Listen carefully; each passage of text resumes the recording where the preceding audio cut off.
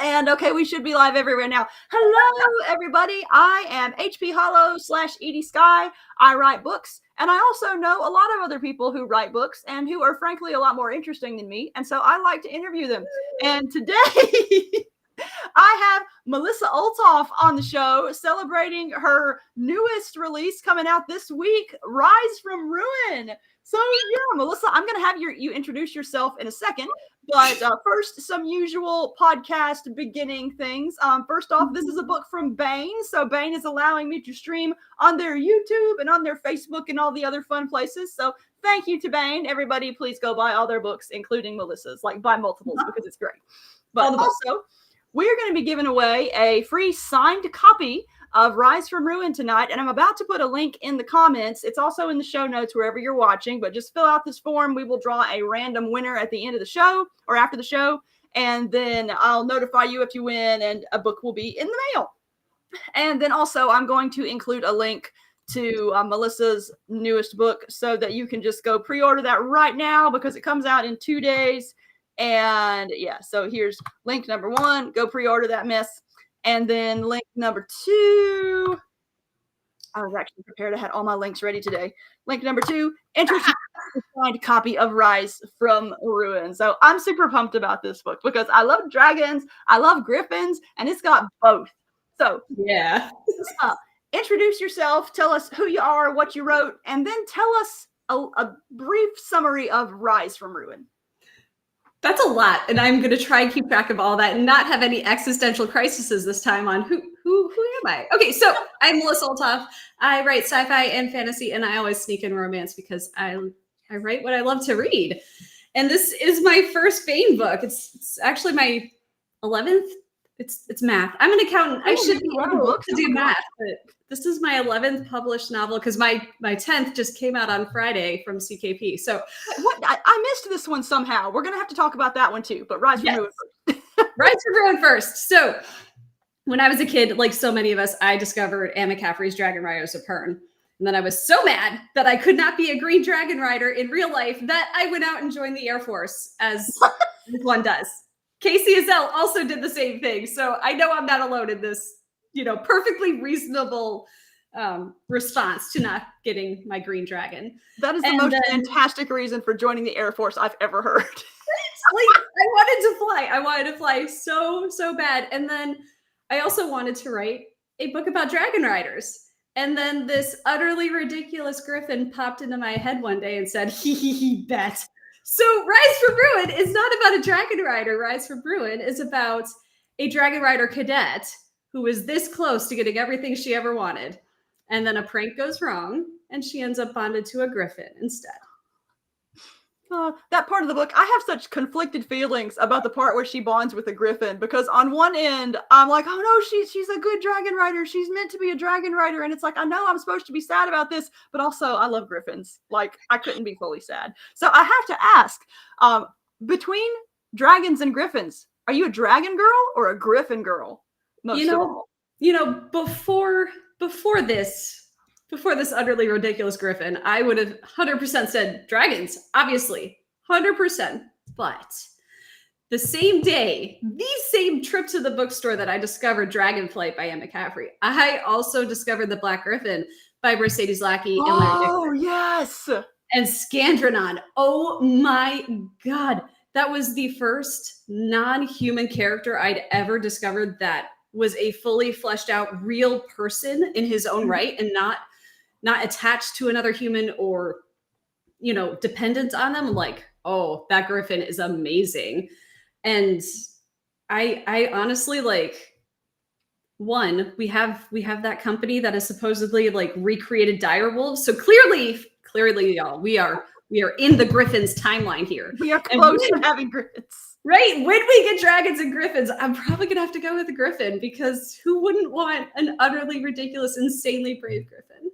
Yes, I love him so much. I myself have always been a griffin girl too. And for me, the key, this has nothing to do with literature. There was a movie that came out when I was in, I want to say 5th grade, called Quest for Camelot.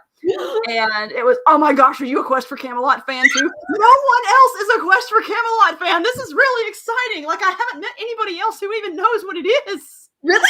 Yeah. Sorry, my voice is going up like we are in squealing territory. Oh This is amazing.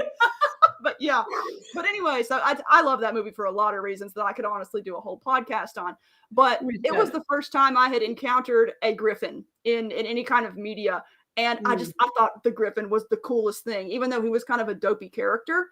I mean, he alternated between dopey and ferocious, but I thought it was the coolest thing. And from that moment on, I was absolutely a griffin girl. Like griffins pop up, or if not actual griffins, then metaphorical or symbolic griffins pop up in my writing all the time. And it is solely because of the Quest for Camelot Griffin. I don't even think he has a name. I think he's just called Griffin. But like, yeah, I'm 100% sure. Absolutely griffins. But I love dragons too. Like it's hard to dislike a good dragon. And so yeah. So and I actually have to admit that I've never actually read Dragon Riders of Pern, and I really need to do that. Like I think I read Dragonflight as a kid, but I read it so fast I don't remember it. Like it was a reading contest kind of thing. And so I gotta add that to my reading list, my never-ending reading list. All right. It's never ending. So in this novel, which came first, the Dragon Academy or the Griffin Academy? Was it initially a dragon book, and then this you were going to write a dragon book, and then suddenly Atticus / Felix popped into your head? So funny story. So there I was. You got to start all stories. So there I was. I was this was like 2 years ago, and it was like maybe 10 days before the Baen Fantasy Adventure Award contest closed out. And I went to bed very smug, y'all, because I was like, I am not going to stress this year. I have no ideas. I am working on another project that has a deadline. I have no time. I'm good. That morning, I woke up with a griffin in my head and an idea. And I'm like, okay, this is a really cool idea. I should write this down, like, for next year, because no time.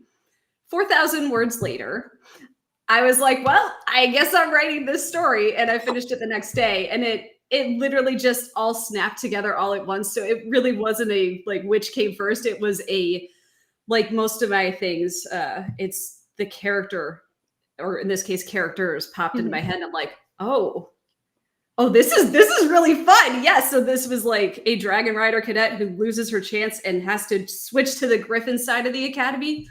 Oh, that is like changing your major, like halfway through college. Oh yeah, it's even more dramatic than changing your major, because there's a bonding element involved, a magical bonding element. And so there's two things from that perspective. There are a lot of things I want to talk about with this book, because there's so much that's cool about it. The big problem in this story is that the main character Harper accidentally bonds with a griffin instead of a dragon. So what is the bonding process in this universe? So I call it an entanglement of souls, right? Where, yes, you can think of it as quantum entanglement and have that cool sci-fi little element, but really, like, when you are talking about something as intrinsic as your soul, that's pure magic. And while most of this universe is very low magic, everything that is magical is centered on the griffins, the dragons, and the bonds that they form with their riders. So that was I just love playing with that aspect of it. And by the way, I totally forgot the original question that you asked me. To be honest, I've forgotten it at this point too, which so many questions have already been asked. But yes, that is, like, all of the magic in this universe is centered on that bond.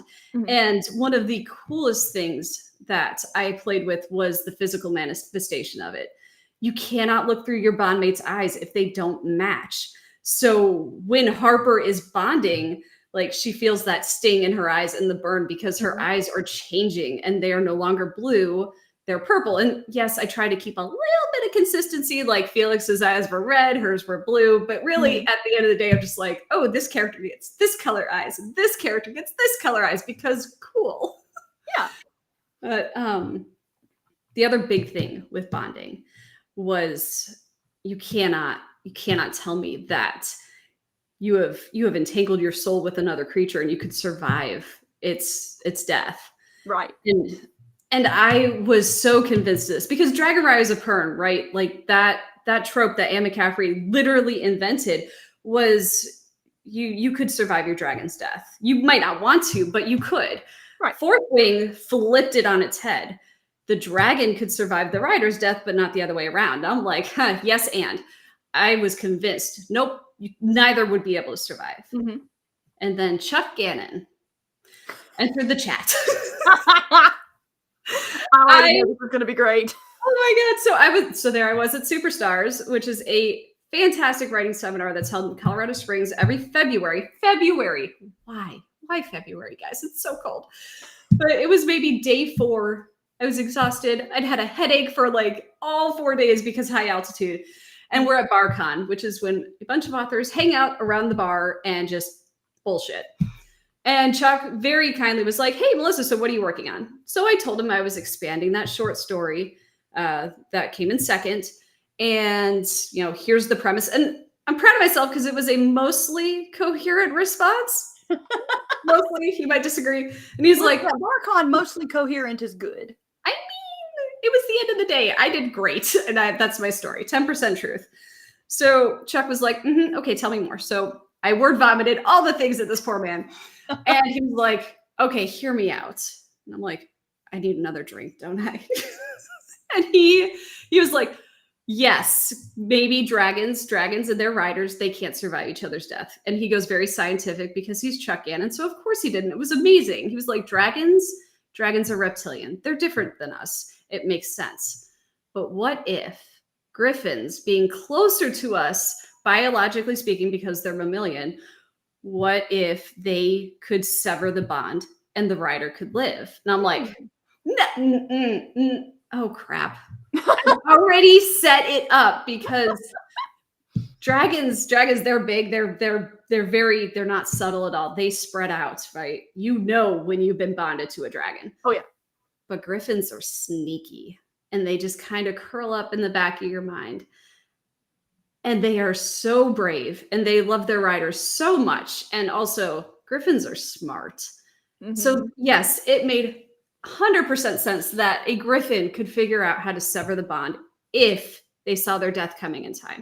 Mm-hmm. So while they would not survive the death of their rider, a rider could survive the death of their griffin.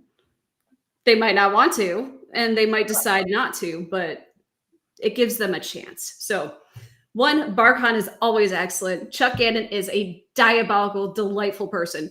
And that is a little glimpse into how the bonding works.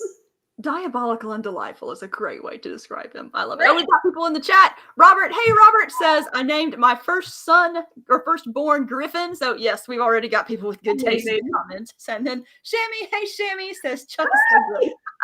And by the way, everyone, if you have any questions for Melissa about the book or anything, feel free to put them in the chat and we will get to them. Oh, it's Richie. Hi, Richie. Oh, hey, I know these two amazing people. Yes. I always wonder when Richie is going to pop into the chat. So he's so great. Guys, he let me hug him in the middle of like the dealer hall at Jordan Con, and it was the best thing that has ever happened. And we did that for Heather. So I mean, amazing. Thank you for delivering that hug for me because I have not made it to Jordan Con yet, but I will at some point. I'm determined. All right. Yes. So another question. Now we have dragon riders and griffin riders, and obviously we have them for a reason. We have a whole military academy for a reason. So what's the big beef in this book? Why do Harper and company have to train to ride these dragons and griffins at all? So one of the best parts of my childhood outside of dragon riders and Valdemar was my discovery of Terry Brooks and the Sword of Shannara series. And I fell in love with this concept of a post-apocalyptic fantasy setting. And so I was like, I'm totally going to do that. So Rise from Ruin is set in a post-apocalyptic fantasy setting where things are not the way they used to be. And I'm going to be real careful here because no spoilers, but essentially you have different countries in various places and things are they're not great. You have a society that has recovered from whatever happened in the past, but their resources are not excellent. So you have contentious borders. You have some tensions between their neighboring country, Savinia, who is, kind of like diametrically opposed to Tennyson. Tennyson held on to essentially a government like ours. Like they are elected officials. They believe in freedom of choice and all the things that we want to see in a good society. Savinia, however, they went the route of hereditary lordship and maybe a little bit less choice in what you get to do.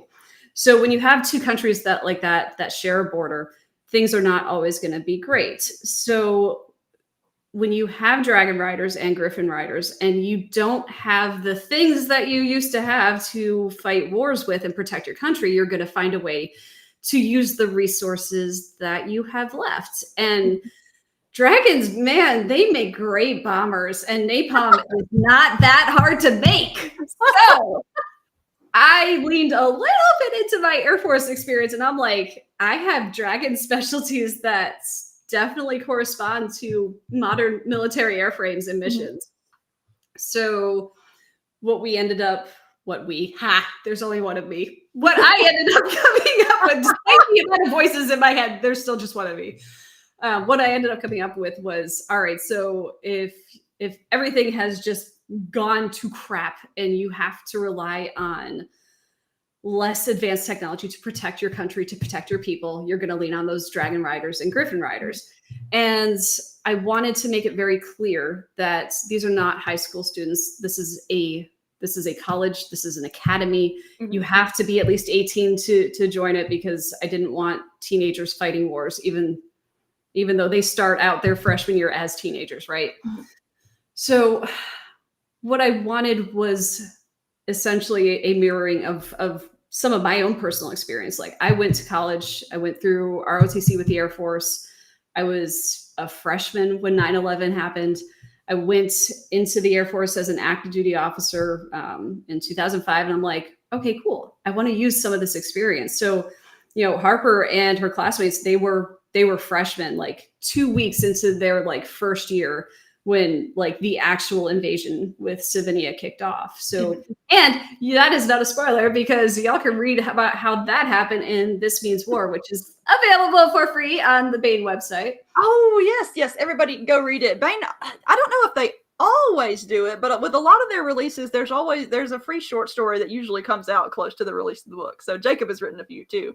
And so there's super fun. I haven't read your short story yet, but I'm going to. But we got some more people in the chat. John Douglas says, good evening. And Richie says, and yes, I have a question. Why is the book so darn good? Well, you're so adorable. Thank you. And then John says, I hope Ride of the Valkyries plays when the dragons napalm folks. So fun fact, my gray dragons, which are primarily my bombers, they are super happy and cheerful when they're bombing people, because they're just happy. So, that's entirely possible. And it could also be a Taylor Swift song playing. I don't know. I don't judge. Oh my gosh. I can't decide if that makes it better or worse. I always love some good Taylor Swift. I'm not going to hate on Taylor Swift. I listen to it all the time. Bring up another question of mine. So all of the dragon colors have different specialties. What colors are involved, and what are their specialties in this universe? So what I came up with was, I started with that green dragon, right? Because that's what I wanted. I wanted to be a green dragon rider so bad. And I was like, you know what green dragons are going to be good for? They are going to be my search and rescue. They're my helicopter analogs. They are really good at hovering. And they have this cool little camouflage ability that is, I mean, who wouldn't want a dragon that can just blend in with the forest? That's pretty freaking cool. Right. My red dragons, I'm like, I need some big, aggressive, and I'm trying real hard not to swear right now, but I need some big, aggressive, just jerks that just love to fight. So the red dragons when they show up in the book. Yes. They are my shock troop vibe. They are the ones that are like, I am going to mess stuff up. My gray dragons, those are the most common because of how the dragon specialties are created. So they are the baseline. If you do nothing to those eggs, you're going to end up with a gray dragon, most likely, maybe a green. And they are the most common ones. So they're the ones that are usually utilized as bombers and sometimes used for messengers and transport. They're kind of like the backbone, essentially. Blue dragons. Jason Cordova loved my blue dragons because he's like, you created AWACS. I'm like, you two spy planes AWACS? Yeah, pretty much. They are the rarest type of dragon because they're super hard to produce. But when they manage to get it right, you get a dragon that has these really, really long wings and special lungs and really cool eyes that are 100% a nod to Anne McCaffrey's dragon eyes, where they're faceted. And they fly higher than their riders can go because there's no oxygen or anything in this universe anymore. So they essentially are like command and control, like where you can have a blue dragon that's observing the battlefield from up high and their rider is on the ground relaying everything their dragon sees. Yes. Now, you mentioned that if the eggs are unmodified, then they usually end up gray. So how do the people maintaining the eggs like actively try to modify them for specific colors? Or is what goes on there? Because there's a whole process. Like there's a whole like specific nesting ground and whatnot that's maintained. Like it's really cool. But do they aim for specific kinds of dragons, or is it just we're gonna try and hope? So the mavens are very mysterious in this book on purpose, and there's things that I will not tell y'all because secrets. But the mavens are the ones who run the hatchery. They are outside of the military organization. They do not answer to really anybody. It's so weird. But they do whatever they do to try and get the specializations that they want. And that also includes the griffins, because there's two types of griffins in this universe. We have the traditional mountain griffins, which, a little buddy. So they're like, is he cute? I love these guys so much. But he's so squishy, and his wings move. Oh, he's so cute. That's adorable. My mountain griffins, they are big. They are stocky. They're about the size of a draft horse, and they have the eagle talons. Those guys, they love to fight, and they are my fighter escorts for my bombers. So they are super fun, but they're a specialization. The baseline for griffins are the forest griffins, and those are runners. They are sneaky forest scouts, and they have feline paws instead of talons. So they're made to run, which kind of ends up being important for Harper down the road. We've got Melanie in the chat who says, hi. We're having all sorts of fun in the chat tonight. All sorts of cool people are showing up. All right. Now, in the novel, there's an intense rivalry between the Dragon Riders and the Griffin Riders that causes Harper quite a bit of trouble when she first joins the Griffins, especially since doesn't she take the place of the top Griffin Rider, I think. So yeah, there's lots of drama that happens solely because of her accidentally getting this Griffin. And then there's of course the prank that leads to it, which is something we can talk about too. But first, I want to talk about this rivalry. Like what's the basis of this rivalry? Real life. So when I was a cadet, I worked my butt off, right? I earned a pilot slot. I got about halfway through undergraduate pilot training, and I loved it. I was doing okay. I wasn't the best. I wasn't quite the worst. I was good enough, but my ears did not love it. So I ended up getting medically disqualified about halfway through, which sucked, but I can't really complain because I wouldn't be here if my life had gone down that road. So that definitely helped inspire the story itself. But one of the things that happened when I was no longer wearing a flight suit was that some attitudes changed, because certain types of people, if you're not a pilot in the Air Force, then okay, good for you. So it was a very, very abrupt, like almost whiplash change that I experienced with how certain officers would interact with me and talk to me. And I'm like, you know what? Everybody wants to be a dragon rider. So competition for those top slots, because there's more griffins than dragons, is going to be pretty fierce. So you have the best of the best ending up being dragon riders, and everybody else is a griffin rider. And that is going to lead to some serious attitude problems and rivalries between those two groups, because you have, your freshman year, your first year, everybody is the same. Nobody has been tracked dragons or griffins, but you are competing with everybody to try and get put on that dragon rider track.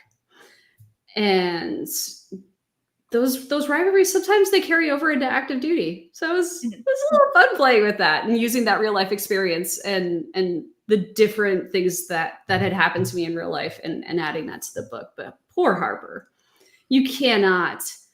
And again, I speak from experience because I was an arrogant little lieutenant at one point. You cannot work that hard and be that competitive and just flip a switch and not be that way anymore. But Griffin riders, they work together. Dragon riders are trained to be self-sufficient a lot of times, and they compete with each other. Whereas Griffin riders, they don't do that. So when Harper ends up shoved over overnight, she gets shoved over to the Griffin riders, having accidentally stolen the Griffin that was meant for the team leader of that particular group. And it doesn't go well for her. Yeah. She has a very rocky start with all of them, and that was so much fun to play with. I felt so stressed for her when she first went over to the Griffin riders. I'm like, she's accustomed to being one of the top students amongst the dragons, and it's just like I can't remember, did she effectively become the top Griffin rider too? I'm only about 25% in. I can't remember, but it's like to be shoved from top of the top to a lower rank is just, it's like you said, it's really extreme whiplash, and it's made worse because it was kind of an honest mistake, but it also was the result of a prank. And so I want to talk about the prank and the guys who caused it, because we've been talking a lot about the dragons and the griffins, of course, because dragons and griffins. We've also got a really great ensemble cast of human characters in general. And so I want to talk about Harper and her friends who caused this prank. So what happens here to lead this, to kick off the story? Those three morons. Oh my goodness. I love them so much. So you can read about the origin of the prank war in This Means War. But essentially what you have, like, cadets, I don't care what branch you are, we prank each other. It was something that I did. I mean, even active duty, we still play jokes. We have dark humor. We do all these things to entertain ourselves, because some days if you don't have dark humor, you have none at all. So even though their country is at war, even though they are training to fight and potentially die in defense of their country, they're still going to have fun, and they're still going to prank the crap out of each other. And man, Harper got them really good with the last prank that she pulled without giving away too much. And they were like, oh, we're going to get you back. And they did. But the timing was exactly wrong, or as Marisa Wolf has said, exactly right, to change Harper's entire life. Right, because the egg starts hatching as soon as she picks it up. And it's just like she doesn't even have time to look away. It's like, oh, here's a griffin head. Their eyes are meeting. Oh, there's a bond now. Like there's no time. And I both love and hate that scene, because I feel bad for Harper. But from a writing perspective, I also love it, because a mere few pages earlier, it's like she's goofing off with the guys, and I'm like, I love these guys. I know I want her to kiss one of them or all of them. I don't even care. But then we get to the prank, and it's like, these guys, I want her to get back at them so bad, like instant switch flipped. I know. I mean, she does punch one of them in the face several times. True. You deserve it. I love you are one of those writers where I love your stuff, and I feel bad for your characters when you make them suffer, but I also enjoy it a lot because they make them suffer so well. It's like ultimate evil laugh writer. And I should mention, I also really like the way you write romance too, because it's I'm thinking back to I think the first book of yours that I read was Hunters and Hijinks. I think the space hyenas one, and like, yes, I have never been a space hyena in my life, but when the romance between I've already forgotten their names. It's been a year since I read it. And Reggie. And Reggie. When that romance starts kicking off, it's like, I don't even care that they're space hyenas. Like, I want this to work out. Like, it's hot. And I really, really love the way that was realized. And so I'm really pumped to reach the romance part of, or the romance subplot of this. Now, I describe Rise from Ruin as a military fantasy romance. And so now I have to ask, where on the romance scale does it fall, or where on the eyebrow waggling scale does it fall? Because we have with fantasy romance, there's a wide spectrum. Right? You got that chili pepper scale. I would give this one zero chili peppers. Simply because these cadets have fun. Okay, like they're college students. Of course they're having fun. They're college students at a military college. Right. So. They are gonna have fun, right? They sneak alcohol, they sneak away with each other. There's all the things. And yes, Harper gets to have fun. But I don't show it on page. And my actual idiots to lovers romantic subplot, it's slow burn. And I'll tell you a secret. So I'm working on book 2, and Heather, I think you're really gonna like the scene that I wrote a week ago. Is it still idiots to lovers? Because I love that. Is like I love dumbasses idiots to lovers. That is my absolute favorite trope. I love it so much. It's so much fun. And Harper, and this is not a spoiler, you're gonna realize within like the first couple of pages that Dimitri is the idiot love interest, right? But they have been friends since they were trainees going through indoc training, like just to get into the academy. Like they've known each other for years. And when you've been friends that long, you're gonna be a little stupid about things, and maybe a little scared about not messing things up too. But then those 3 morons pranked her, and it's not something that she can forgive, not right away. Right.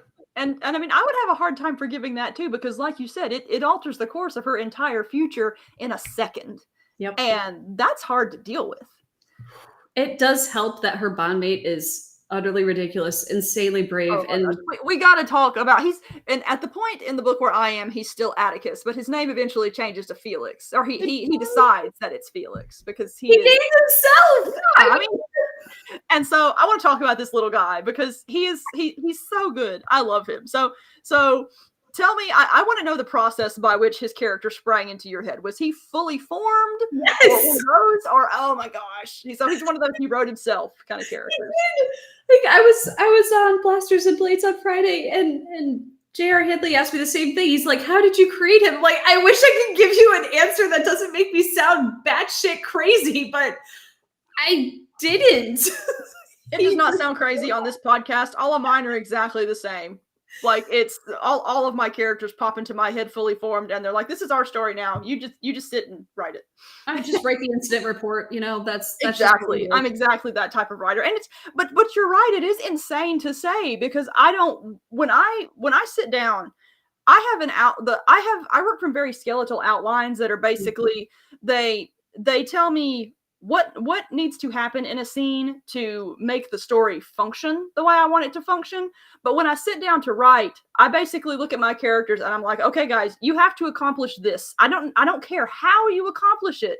Just do that. And then you can do whatever you want. And it works. I mean, it's like they flow out of my pen onto the page. And it's you can't really explain it beyond that because it just happens. When I first started writing a couple years ago, like professionally, I was trying to explain this to my husband, who's not a writer. He was a F-15E Strike Eagle pilot. He went to the Air Force Academy. He's an aerospace engineering degree. He is very logical. So when I tell this man that I have voices in my head and they feel real to me, and then I'm crying when I kill any of them off, he's like, "What is wrong with you?" I'm like, "It is a psychological fact that we cannot tell the difference between a real and fictional character, and these are my babies." Yeah, my husband is actually, he's somewhat of the same way because his degree is in electrical engineering, and he does a variety of types of engineering database stuff. But he says that he doesn't write stories so much as design them and then put them in prose form, and he knows his characters do what he wants them to do.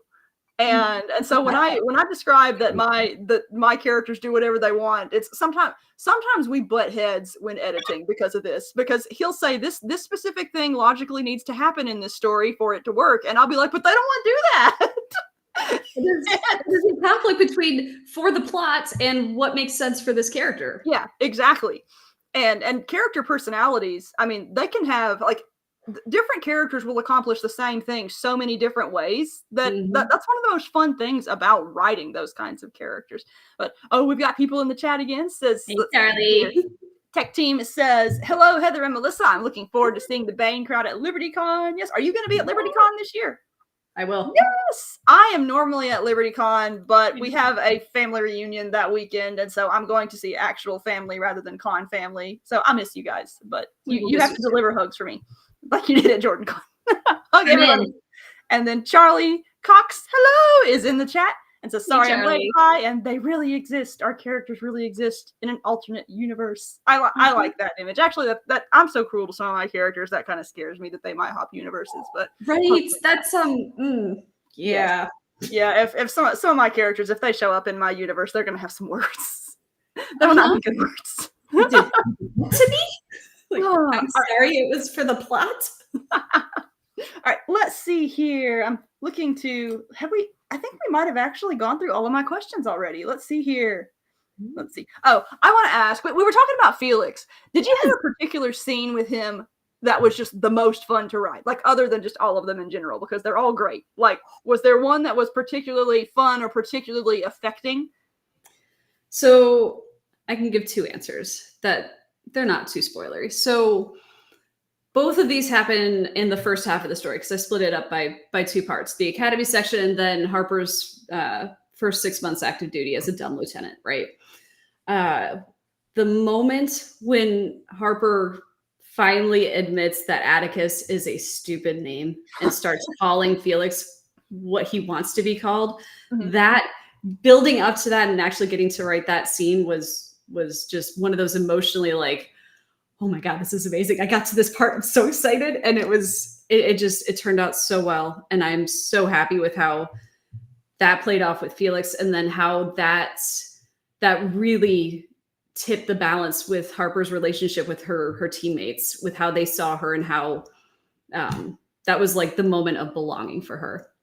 So that on the emotional end of the scale, that scene was just so great to write with Felix. And I will say nothing else because of spoilery reasons, but the most fun scene for me, y'all need to understand, I am a horse girl, and getting to use my horseback riding experience in this book was amazing because you have an academy that is training cadets how to ride dragons and griffins. And you can there's only so many instructors to go around. So they have to compensate with something, and they're going to use horses. So you have these cadets that have to learn how to horseback ride, and being able to add that and incorporate all of the things that I learned. I haven't ridden in almost 10 years because children and lack of time, but at some point I will get back in the saddle. The most fun part of getting to use that was the relay race scene, which you have not gotten to yet. But they're mandatory fun events that the academy has because as like anybody who's been in the military or even like, some corporate organizations, that sometimes they have fun events that you have to go to, but they're fun. So it's okay. So every year the academy has the annual end of year Griffin relay races. And there's a reason for why they do that, but it is also fun. So a Griffin is not big enough to carry their rider in flight. And that was one of the most heartbreaking things for Harper, was that it wasn't just that she lost her chance at her dragon, she lost her chance to fly. Because Griffins can fly, but physics is still a thing. And you can't have like a riding horse size, like 15, 16 hand high Griffin at being able to effectively fly with a 100 to 300 pound person, right? It just doesn't work. But they can glide if your rider is small enough and your Griffin is big enough. And Harper she's not a big person. She's pretty tiny. And Felix is the biggest forest Griffin of his year group. So with the relay races, I was like, oh yes, they're going to glide. And that's going to be how they not just win, but actually help like beat the course record for their team. Yes. And just like hitting those hills and Harper getting to experience just brief moments of flight again, getting to write that scene was like, I was just shrieking the whole time I was writing it. Like, It was so much fun. I love them. I love those two so much. You make a good point about the flight too, and it's especially affecting because the opening scene of the novel, it depicts flight so effectively. Like there are certain things in fantasy, like certain things in entertainment in general that I'm just an absolute sucker for, and flying scenes are absolutely one of them. Like if I'm ever watching a Studio Ghibli movie and Miyazaki animates anything flying, I'm just going to rewind and watch the flying scenes. Like I find them so relaxing. And the opening of this book depicts flying so effectively that in real life, I'm afraid of heights. Like I have a visceral reaction to being above 8 stories. Like my knees stop working, quite literally.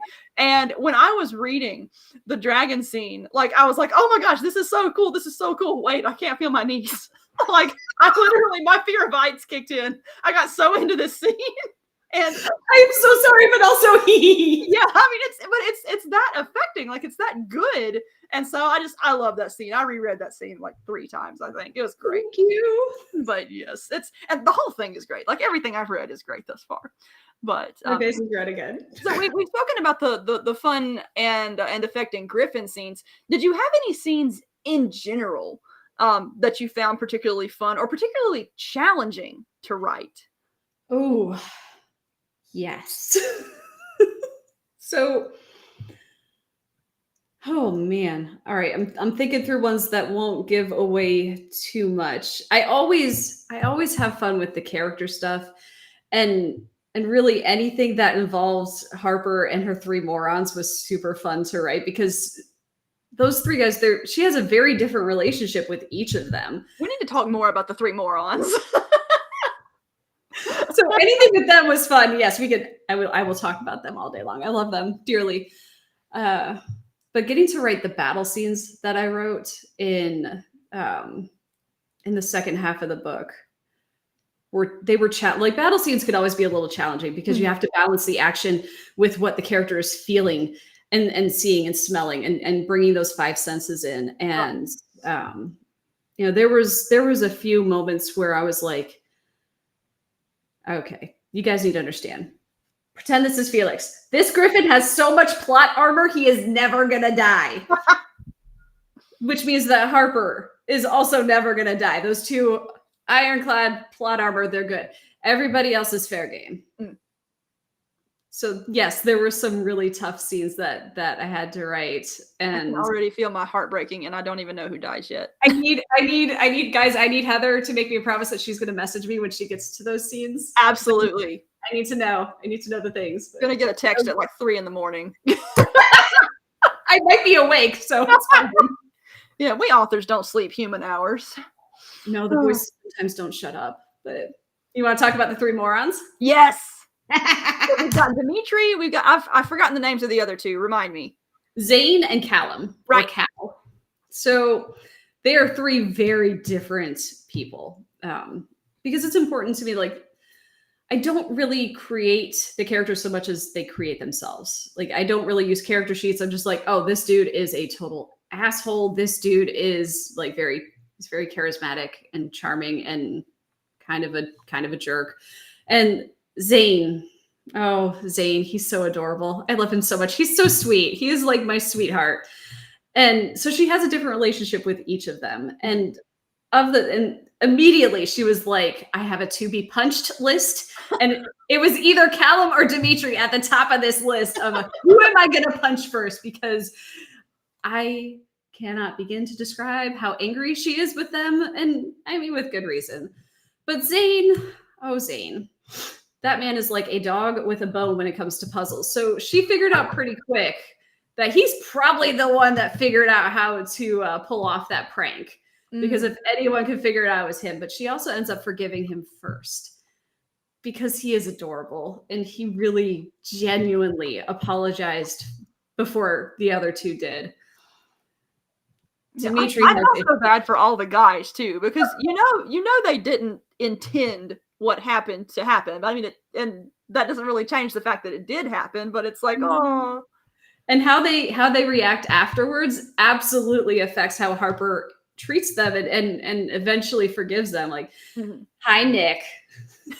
Nick says the asshole is based off a great guy. I feel like he knows the great guy.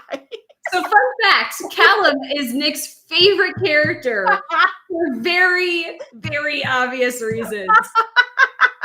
Callum is one of those guys where he will say one thing, but his eyes will say another. Very prickly, but once you get past that asshole exterior, he is unfailingly loyal. And that is as close as I will get to complimenting Nick frickin' Steverson, who is my best. That's all you get, Nick. That's all you get. But one of the fun things that I played with Callum and Harper was Harper's like, you know, are you gonna apologize? He's like, maybe next time. Like, are you gonna forgive me? She's like, are you gonna apologize? Nope. Okay. And they do that throughout the book, and it was a lot of fun getting to play with their little storyline there. But Dimitri is my idiot. Oh, sweet bear. He's gonna be my favorite. I call it already. He is one of those guys that he doesn't always say the right thing when it comes to Harper, even though he is very good at saying the right thing in dang near every other situation. Mm-hmm. And everything he does throughout this book and the next and any other book I write is to protect the people he cares about. Oh, I love those kinds of characters.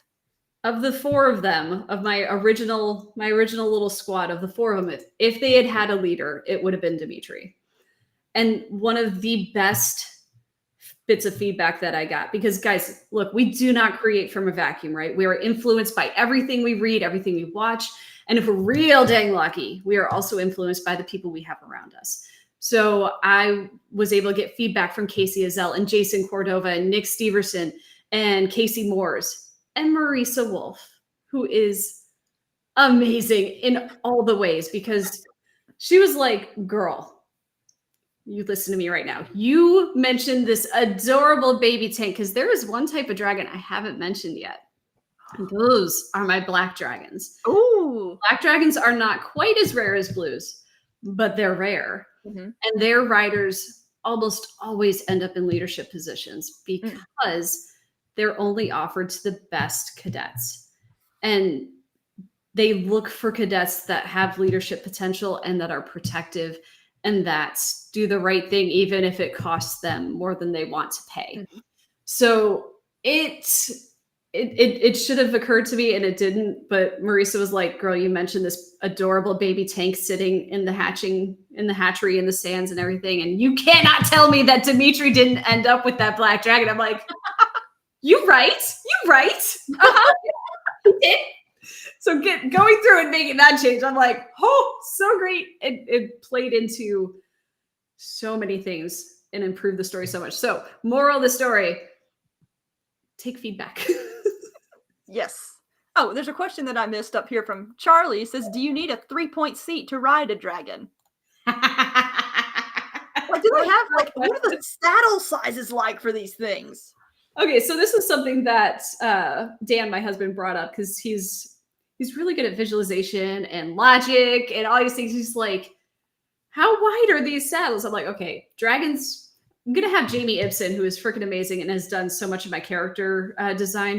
I'm going to have him do like a scale graph for my, human to griffin to dragon, so you can see the scale of these creatures. Like the dragons, even the green dragons, who are the smallest, they're big. So these saddles are really at the base of the neck, not like on the back between the wings. And one thing that has driven me insane with Dragon Rider stuff is this holy crap, tell me you've never ridden a horse without telling me you've never ridden a horse, because sure, we're just gonna put this dragon and rider together and we're not gonna put anything to help them stay on the dragon's back. Mm-hmm. Legs can only squeeze so hard, y'all, okay? And if your dragon is actively in combat and flipping upside down and doing all these twists and turns, yep, there goes the rider, and they're both dead. So I have ridden a horse exactly once, and it was years ago, and I still get tired just thinking about it. Like, yes, you have to be in shape because it is a full body workout when you're riding. Yeah, it really is.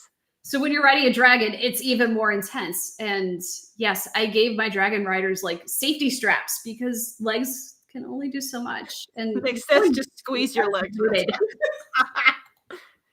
Can you imagine the legs of a person who could effectively ride a dragon bareback? Like the entire lower half of their body would just be like, I don't know, really puffy pantaloons. Physics are a thing. It is not possible. I mean, just riding a horse bareback is a challenge at times. Like you can see videos of people like, and I've done it. I've ridden a horse bareback and gone over little cross rail jumps, and I'm like, yeah, I would like my saddle back, please, and thank you. Yeah, horseback riding taught me that I will never be cut out to be a dragon rider. Like I just kind of let the horse take me wherever it wanted to go. Like, what is control? Luckily, the people who owned the ranch were there and just kind of saved me. But it was not my finest moment. But yeah, can't do a horse. Definitely can't do a dragon. I could possibly do an intelligent griffin that I could communicate with telepathically like they do, but even then, that's kind of they're very strong-willed, so they would probably just do whatever they wanted with me too. But they're a person, you know. And Melanie's in the chat that says it's very hard. I remember when teacher made me drop my stirrups for a lesson. Oh my god, stirrupless riding, like that was a punishment. That's you done messed up. God. And Nick says you can stay on with nothing more than spite and determination. Go ahead, Nick. Give it a try. I don't have enough spite and possibly not enough determination to do it. Nick actually has ridden horseback like plenty of times. He knows exactly what he's doing right now with this. He's full of lies. All right, we are almost to the top of the hour. Man, this went by fast. So I will go ahead and begin to wrap us up here. That honestly, I could chat longer, but I'm also hungry. I know I haven't had dinner yet. So yes, I have in the chat. I have put our links again. You can pre-order Rise from Ruin in the chat. You can also enter to win a signed copy of Rise from Ruin, and we will select the winner right after this is over, and then Melissa will have it in the mail to you. So yeah, go do that. It's also in the show notes. And also thank you again to Bane for letting us stream to all of its channels. If you have enjoyed even a second of what you have watched tonight, please be sure to subscribe and like and click all the relevant buttons that all the other podcasters say to click so that you get more of this delightfulness. But Melissa, before we close out, do you have any signings coming up, any cons? Like, where can people find you to get books signed? So I will be at LibertyCon in, oh dear, less than like just over 3 weeks. Time math. Oh boy, that's coming up real fast. So I will be at LibertyCon in Chattanooga, June 20th through 22nd, something like that. And then I will be at DragonCon in Atlanta over Labor Day weekend, which I am looking forward to so much. It's my first year as an intending pro. So I'm very excited. Those are the only 2 cons I have left for the year that I'm aware of at this point. If I manage to finagle any signings in the local area, I will, of course, splash that all over social. But you can find me on Facebook, where I spend way too much time. And, you know, I'm constantly doing unhinged reels on Instagram and TikTok. And your reels are so good. I love them. They're so much fun. Do you have another book coming out this year? So I just had Salvage Bunny 4, Daughter of Shippo come out on Friday. About that one, because I know I wanted to talk about that one. We may just have to do a whole podcast about it, but tell everybody about it real quick. So Daughter of Shippo is book 4 of my Salvage Bunny trilogy. Oops. This is going to turn into a Bane trilogy, isn't it? Like the 5-book trilogy. Or is it the last one? It is the last one. Okay, maybe not. I did manage to wrap everything up in 4 books instead of 5. Ben Yallow, who is amazing. Oh, we talked like 2 years ago, a year ago. Yes, a year ago. Don't make me do time math, but because I'm really bad at it. I'm an accountant and I cannot do time math. This is bad.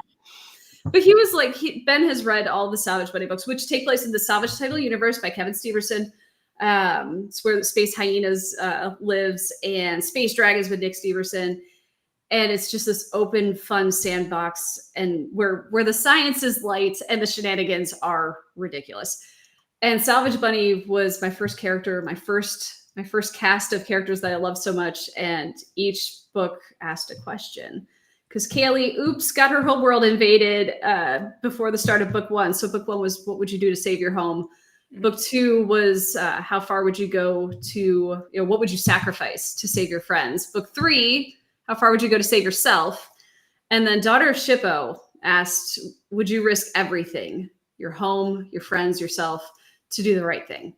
So it ties up the mystery of what happened to the Asur. It ties up Kaylee's issues with, oops, I bonded an alien warbird warship that wants to blow up my enemies and might kill me by accident because, oops.